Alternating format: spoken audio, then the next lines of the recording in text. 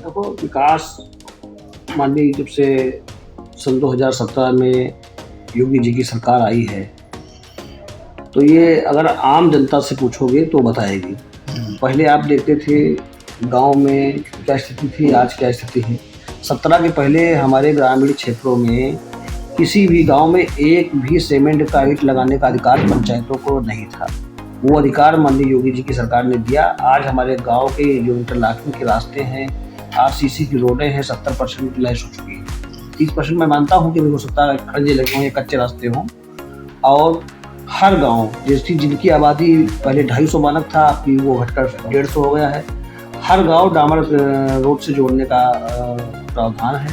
जो 250 वाली आबादी वाले मजरे सब जुड़ चुके हैं, अब 150 वाली आबादी के मजरे हैं वो सब जोड़े जा रहे हैं। जो हमारे विधानसभा क्षेत्र में ऐसे लगभग 25 गाँव थे, उनका सेंसन हो गया है, चिन्हीकरण हो गया है, बजट के लिए फाइल गई है।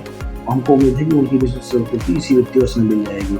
रही बात हैदरगढ़ में, तो हैदरगढ़ की जनता को एक पूर्वांचल एक्सप्रेस मिला, जिसे सर्विस रोड से लोग आवागमन करते हैं। अपना बस अड्डा बन के तैयार हो गया है।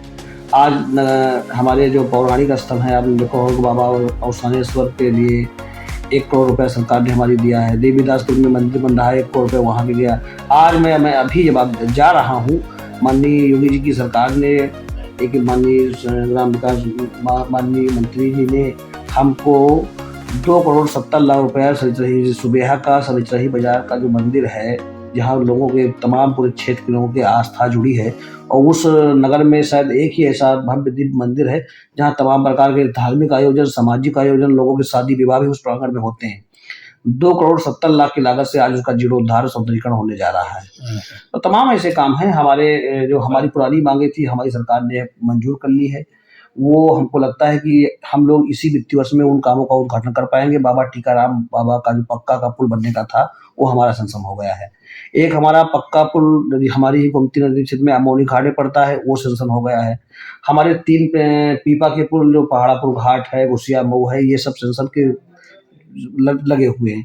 इसी वित्तीय वर्ष में हम इनका उद्घाटन करेंगे। बहुत स्वर्णिम काल होगा हैदराबाद इतिहास के लिए कि एक विधानसभा में नदी पे, गोमती नदी पे 5 पुल एक साथ में स्वीकृति मिलने जा रही है। तो हमारा ऊपर का भी शेर भी अंतिम पावदान पर है, इसी वित्तीय वर्ष में उससे भी काम मिल जाएगा। तमाम बड़े बड़े कामों को लेकर हम लोग चल रहे हैं। आप नई सड़क से पूर्वांचल एक्सप्रेस तक चौड़ीकरण में हमारा 28 करोड़ रुपये मंजूरी मिल गई है, वो होने जा रहा है। हमारी मंजूरी ददौली से हमारे टीकाराम बाबा तमाम पर्यटक जाते थे, तमाम लोग मंगल को जाते थे। जो रोड सकरा था, वो हमारा जो है 16 किलोमीटर का रोड जो है, लगभग 38 करोड़ की लागत से पूरा यहाँ से लेके कबेला होते, चौबुसी होते चौड़ीकरण होने जा रहा है। तमाम ऐसे बड़े बड़े काम हैं जो हमारी विधानसभा में होने जा रहे हैं, और हम लोग इसी वित्तीय वर्ष में उसको उद्घाटन करने का काम करेंगे। ऐसा है कि बिजली की समस्या को अपनी कमी है, तो उसमें हमको छुपाने की कोई बात नहीं। जो पहले 13,000 मेगावाट पूरे प्रदेश की मांग हुआ करती थी, आज हमारी सरकार 32,000 33,000 मेगावाट पूरे प्रदेश को सप्लाई दे रही। मगर पहले जो 4 घंटा बत्ती आती थी, गांव में किसी के पास पंखे नहीं थे, किसी के पास एसी नहीं थे, कहीं समरसेबुल नहीं था। किसानों के पास, जो आज किसान फ्री में सिंचाई कर रहे हैं, एक 5-5 किलोमीटर पे एक बोरिंग हुआ करती थी, आज 50-50 मीटर पे एक बोरिंग है।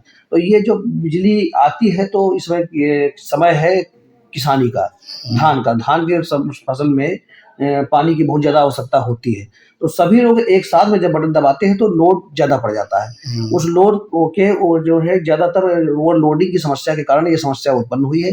हमारी सरकार के पास बिजली की कोई कमी नहीं थी, मगर लोड जो हमारी सप्लाई थी उतने मानक में नहीं थी।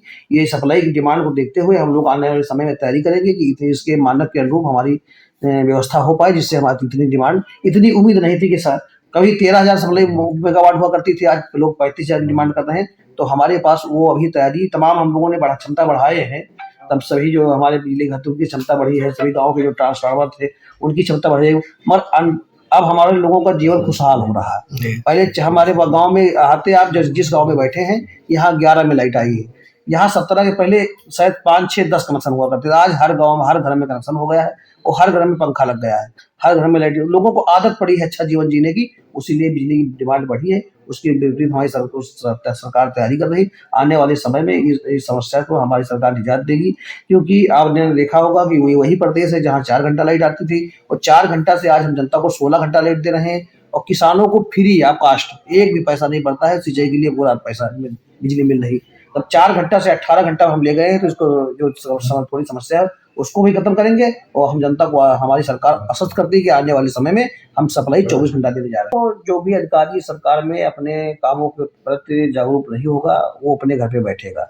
उनको विभाग से तमाम ऐसे अधिकारी जो निकाले गए हैं और ऐसे जो लोग हैं निकाले जाएंगे।